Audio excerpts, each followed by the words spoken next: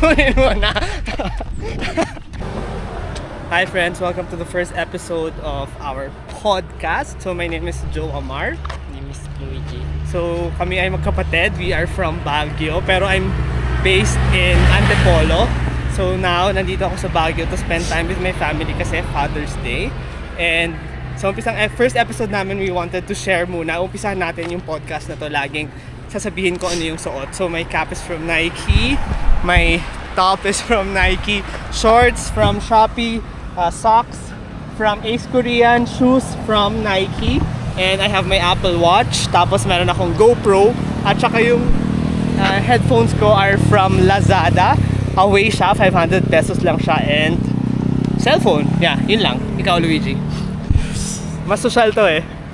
Sa akin, Garmin watch. Para walang distraction sa life. Usually headband or from Uniqlo? Decathlon or cap. Tapos Unigi na running belt para malagay ko yung mga stuff ko. Tapos shirt, Uniqlo na dry fit. Shorts? Shorts, Adidas. Tapos socks, sports. So, born to run. And shoes. yung kabila, forced to work. Shoes ay Hoka ba? Hoka Maxils. Okay. So, ako din nakalimutan ko. Meron akong ganito fanny pack from St. Joseph. Sira-sira na siya. Ayun. So, I just wanted to prove na running is not that expensive. So, kahit ano yung gamit mo, you can run. So, yeah. So, anong umpisahan natin? So, first is, ano yung run namin kanina. So, kasi ako, nag-prepare ako sa isang marathon, half marathon. Anong paano marathon natin? Gatorade. Yeah, Gatorade Marathon sa 23, no? Next week na actually. So, nagamit kong app is Nike app. Tapos, yun naka-condition ako for today's speed run siya. So, 32 minutes siya. So, I just want to share kung ano yung run ko. So, 5.26 kilometers ako. 6.0 yung average pace ko. Tapos, yun. 31 minutes and 52 seconds yung run ko for that one. 5.26 ikaw. Ano yung run mo? Anong gamit mong app at saka anong run? Garmin Forerunner. Strava ba? Forerunner 6. 5, 6, 5. Run ko today, base run, or usually parang sinasabi nilang VO2 or something. May specific pace ka for a long period of time para sa endurance mo. So, same din sa kanya kasi nag-prep sa half marathon sa actually, meet kami. 23 sa Manila yung sa Gatorade run. Pasay yun, di ba? Sa MOA ba yun? Pasay, sa seaside. Okay. Anyway, ano naman? So, reasons muna bakit namin ginawa tong podcast na to. Wala lang, kasi parang we just want to share. Kasi newbie runners kami. We are learning everything from scratch. So, ayun. Siguro guide na rin sa amin para in the future we can look back and see yung progress ko. Ako actually as a person, not just a runner but as a person. Ikaw, bakit sa tingin mo ginawa natin to? Sa akin, halos similar. Looking back kasi syempre, nag-start last year mag-run pero hindi Oo, seryoso. magkasabay kami actually halos. Nagsimula actually sa St. Joseph run. Nauna si Luigi nung una, tapos nung second run, naunahan ko siya ng 13 seconds, no? Meron nga ganun. So, meron talagang competition talaga. Hindi, siya. I mean, it's a process kung saan nagkakaroon ng development talaga. So, just be gentle on yourself, parang gano'n. Oh, ikaw, sorry. Nagpat you. Tapos, sa akin, same. Looking back kasi syempre, nasa 30s na kami. So, health-wise, syempre kailangan natin sustain yung life na true. Mas longer tayo, tapos fit pa rin, hindi tayo yung mga slow in the future or mag-deteriorate. Parang yan rin, napansin ko rin kasi di ba maraming runners now ng mga 60-70 pero grabe. Because of running, napaka-fit nila. Ayun. Tapos yun pala, we just want to say, yung podcast na to, hindi naman na kami nagsasabi na expert kami. We're literally nobody and we're literally parang just sharing yung experience namin. So we are parang sa inyo rin, we want to interact with you, parang share ko ano man yung feeling namin na based on our experience. So hindi namin sinasabing expert kami. So just sharing our thoughts as individuals, di ba? Oh, ayan. So, yun na yan. Bakit pa namin sinart? Kasi, syempre, gusto rin namin ito sa diary para makita namin kung where we started and where we are now. So, at least mas maganda to look back or retrospect through sa life natin para at least we know where to improve, how to improve, and what else we can be doing to improve ourselves in the near future or in the now. Tapos kasi usually kasi kami ni Luigi, we started the same nung nagbabike kami. Tapos meron kaming ganitong routine after namin magbike, kumakain kami sa labas. Usually McDonald's kasi yun yung gusto ko at saka yung mas mura. But actually, after every bike na ginagawa namin ng exercise, meron kaming parang brother, I mean, corny sabihin niya, pero parang family time din, parang mas magkapatid to talk with our lives, parang we share, yun natutunan ko kay Luigi about finances, so it's really working well. Then we share wisdom sa mga books na nababasa namin. So feeling ko parang the podcast is not just about running, it's about life itself as individuals. I don't know, siguro, di ba? Ikaw ba? Ayaw niya kasi ng cringe, pero ako syempre, diba? I want to say parang kung ano yung nararamdaman ko. Charot! So, ayun. Pero wait lang, backgrounds muna. What do you do in life? Parang ganun. Ako, I don't do anything. Though. I'm a freelancer, so lahat ng ginagawa ko ay based on my own timeline. Pero I do content creation, tapos I do film videos, tapos yun, I do shoot for brands, mga simple brands lang, UGC, tapos yun, I do podcast, meron akong podcast na isa rin, Senior Moments, so yun, I have advocacy, my shop, Slow Fashion, Shop J. Dennis J. Jomar, please check it out. Well, sa akin naman, product designer sa isang bank. Yeah. So, dito sa Philippines. So, work from home for now. Tapos, yun, product ayun, designer. based siya ng Baguio. Ako, currently, I'm based na in Antipolo, almost 1 year. So, umuwi lang ako sa Baguio to spend time with family. Pero usually, nag-run talaga ako sa Antipolo. So, mainit siya. So, now, nag-iba yung feeling ko when I was running. Kasi, di ba, parang from hot weather, tapos biglang cold. Pero ang maganda dito, parang yung stamina ko, I think, no? Pero parang yung strength ni Luigi talaga, feeling ko, nung nag-run kami kanina, mas galing ka sa paakyat, no? Kasi ako, nakakahabol ako pag flat na siya. So, yun yung feeling ko lang. Yan. Siyempre sa Baguio kasi known for hills. True. So, kung gusto mo talaga ng strength training sa mga tuhod-tuhod, takbo-takbo ka lang sa hills. Pero first time mong tatakbo ng Manila, no? I mean, ng marathon, no? So, parang ako rin first time ko tumakbo ng Manila. So, parang feeling ko, good factor din yung malamig. Ay, sa mainit ako nagtitrain, tapos biglang malamig.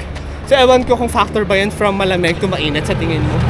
May factor yung pag nagtitrain. Mas mahirap ba? Mas madali? Ano mas mahirap based on your dito research? Research. Based on experience. Mas mahirap dito tumakbo sa taas. Kasi dahil sa oxygen level. Or yung altitude pala. So, hindi ko lang kung tamang term. So, kasi mga ganun term. Yung altitude dito mas mataas. So, mas mahirapan kang huminga. Dahil sa lamig. True. So, pag nasa baba ka, mas mabilis ka na, mas madali na sa'yo huminga. So, yun. Kaya pag gusto nyo usually mga athletes nag-train talaga Sa Baguio for the lung capacity and stuff. Tsaka pansin ko nga rin, di ba? Kasi di ba we used to bike. Tsaka nagpa-bike pa ako siya, hindi na ata. Pero parang from Baguio, tapos going to Antipolo, medyo parang sobrang dali na nung ako, hindi naman mayabang, pero parang people are asking, kumusta yung pag-bike ko? Ako parang sabi ko, madali lang sa Antipolo. Usually kasi pag sa Antipolo, sa Hinulugan, taktak ako nagbabike. So parang medyo madali siya. Siguro kasi sobrang hardcore kami dito magbike na parang ganoon talaga siya. So sa Antipolo is parang may mahabang paakyat, tapos dire-diretsong bababa, then flat. So parang ganoon. Feeling ko a good factor din talaga to train dito sa Baguio. Yun. Yes. Ayun, ano pa? Yung mga, ano ba yung, ito, yung usually we end our, ilang minutes na tayo? Hindi ko alam. Check mo. Yung mga 15 okay na. 10. 10. So, ano pa? Topic pa. Ruta mo dito sa Baguio. Usually, what's your route? Naka-Strava si Luigi, so follow niyo siya. Ako, Magsastrava na din. pero hindi ako active kasi usually Nike running up talaga ako. Medyo starting pa lang kasi ako. I-connect sa Strava. Ah, talaga? So si Luigi nagsabi sa akin ng Nike running up. So tinitrain ko din yung manager ko through this Nike running up. Siya sobrang nagustuhan niya. He's already senior. So feeling ko if you have older na mga relatives, the Nike running up will help them push to run. Parang It's a good start. true. Kasi Di ba ikaw din si Marian naman, yung girlfriend ni Luigi, parang trinin mo, Baka magalit. Ay, okay, fiancé pala, sorry Marian. So parang siya yung, pinush mo siya to do the running, no?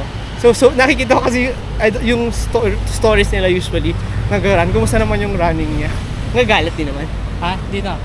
Less galit na siya kasi medyo nakakasabay naman na siya. Tsaka may endorphins talaga no when you run. Parang sabi nila runner's high. Runner side. Ah, Yun, so ano? route, pag speed run or Oo. tempo run nating term, wala akong alam sa mga term dito. Pero ano yung difference nun? Kasi ako, hindi ko rin talaga alam. Basta alam ko pag speed run, di ba yun yung may pause ka. Tapos pag slow run yung at your own pace. Hindi ko alam ha, I'm not really sure. Pero based on experience, parang ganun. Paano ba? How to Based define it? Sa experience ko or sa mga nakakita ko, tempo run or di ko alam magkaiba or pagkapares pero tempo run, speed run, mas mabilis ka sa normal pace mo. Pag tempo at speed run. Oo, so Pero parang, yun ba yung may mga pause ka? Sorry. Yun ba yung may pause ka? Oo. Pag speed run, yung may mga pause, no? Yes. Kasi ang So, ano run mo pala kanina? Sorry. Padali mo muna to? base run. Ano?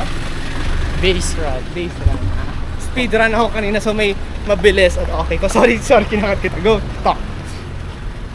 Yun. So, for example, yung speed run is usually may sets kang gagawin. So, parang may specific speed kang ita-target. So, tatakbo ka for example ng 6 or 7 pace mo. Tapos rest for 10 minute pace mo. So, ganun paulit-ulit lang hanggang matapos ng tempo run. So, ang base run or yung VO2 ba yung term nila sa VO2? May specific pace kayo na i-run for a longer period of time. So, for example, 8.25 miles per minutes per mile. Ay, wait lang. Anong gamit mo? Miles ka, no? Kilometers ako eh. So, miles per... Session na lang. per We can mile. eat after. May Minutes per pagkain ka or naka-prep ka ng food? Sorry. Go, tuloy. meal. Yeah. So, 8.25 lang ulit-ulit. Basta, speed run is may sets kang pina-follow na talagang ipupush mo yung sarili mo to run faster. Parang mag-increase yung running pace mo, no? From kahit few minutes lang siya, you have to really push yung time mo. Parang gano'n na. So, sa mga strong OG runners dyan, sensya na. Yun lang yung parang experience. Ayun. Tapos, ano yung take mo sa run kanina? What was your realization? Parang gano'n. Kasi parang, ano lang, what yung new experience mo? I mean, you've done running naman, diba? Para, ano yung parang take mo for this run kanina? Take first. Kulang pa. There's But always getting improvement. there. Kasi for now is yung endurance since 21 kilometers to. So kailangan tamang pacing mo para hindi masira yung pace mo pag sa actual run. Hindi ka ma-excite, hindi ka rin babagal. So kino-condition mo din talaga yung mindset mo to push or to get rid of the noise na kaya pa rin i-maintain yung pace mo. Ganda. Nice. Ako naman, wala lang, hindi ako technical. Pero parang yung run ko kanina, you just take your own pace. Lalo na pag nag-iiba ka ng location. Kasi from mainit, bigla ako lumamig. So parang nag-warm up talaga yung body ko kanina. So I took my time. Tapos hindi ko ni-rush yung self ko na parang okay, I have to catch up with Luigi kasi when we were running kanina, medyo sobrang nauna na siya. Pero syempre naka-speed run ako, so I wanted to take my own pace. Tapos parang yung body ko nagko-condition or nag-adjust sa weather. So you just have to take your own pace. Parang sa umpisa, medyo mahirap siya. Pag unti-unti na siya, parang nakukuha mo rin naman yung parang tone. So yan guys, almost done na kami. So yung podcast na to, every time we end it, we talk about hour 5. So anything about 5. So ngayon, we share yung top 5 essentials natin when we're running. So, umpisa ka sa una. Top 5. Una, 1 ka, tapos 1 ako, tapos 2, gano'n. Para salad. Or gusto mo diretso ikaw? Okay. Top 5 ko. Number 1. Hindi, top 5 para 5, 4, 3, 2, 1. Okay. Top 5 ko yung mga vest or yung running belt to store yung mga essentials na kailangan mo. Ako number 5 ko is yung cap, dry fit cap ko from Nike. Top 4, socks. Kasi the right socks para mas matulungan yung paa mo to avoid blisters, and mas pag-cute yung socks more colorful, minsan may energy. Which is kabaliktaran ko kasi ako yun yung kailangan ko matutunan yung sa sock. Pero yung number 4 ko is sunscreen. So medyo ako gusto ko talagang umitim. So isa sa mga reason ko nag-run ako, pero I really want to protect my skin. So sunscreen talaga yung top 4 ko. 3, ikaw. 3, ano ba? Ang tawag doon? Garnin mo. Hindi. Water or yung running bottle na may water or electrolytes. Guilty. Water electrolytes. Siyempre, kailangan natin palitan yung pinawis natin Na fluids, yeah. fluids. Ako number 3 ko yung Apple Watch ko kasi I always want to track my run. Parang minsan kasi diba pag yung hawak mo yung phone mo, ang hirap. So pag yung watch mo, madali lang ganun.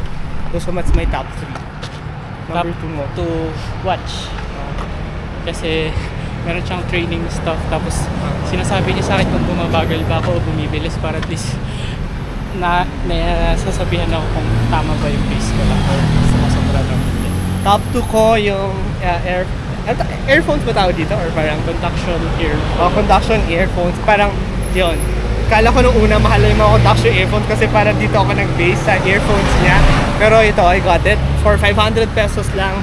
Somehow it's almost a year. So yeah, this one, conduction earphones from Lazada.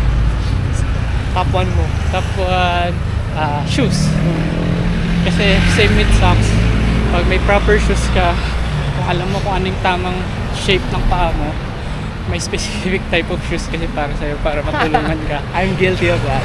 sa pag-run mo. Tapos kasi iwas injury din. Pag may proper shoes ka sa tamang specific type of shoes. Ako, top 1 ko yung outfit ko, yung simula sa shoes at saka sa dry fit na shorts ko. So hindi ako masyadong, yun yung mali ko. It's still I'm navigating kasi I'm very frugal. Ayoko gumastos, so yung shoes ko matagal na siya. Actually galing pa sa kanya. Binili ko kay Luigi for half the price. Pero I posted sa threads na parang ang kuripot ko, sabi ko.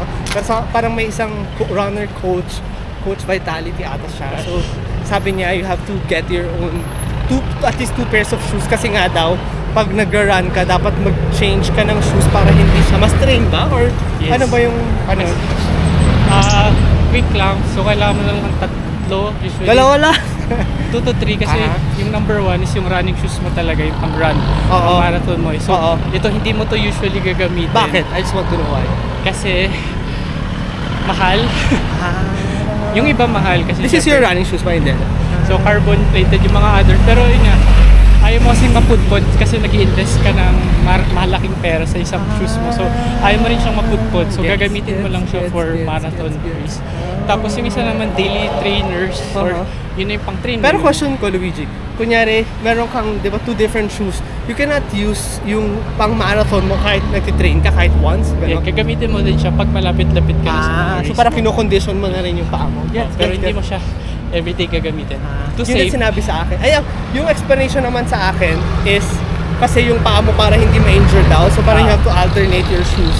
So yun, next investment ko, shoes na talaga. So yun, ang haba na ng usapan. It's really, nag-enjoy talaga ako na talking. Kasi parang ang initially inisip namin, after we run, we sit down sa cafe. Pero ganito talaga, naglakad na lang kami. So, ayun. So, how did you feel about our first podcast? Awkward. Kasi parang introvert si Luigi. I'm introvert din naman, pero mas sanay akong magsalita sa camera. So, it's also a way for Luigi to conquer his fear, I guess. So, yan. So, before we end, follow nyo naman yung mga, we just want to share our personal socials. So, ako, Instagram at JoamarJohnC, TikTok, JJUGC Creator, tapos YouTube, JoamarJohn.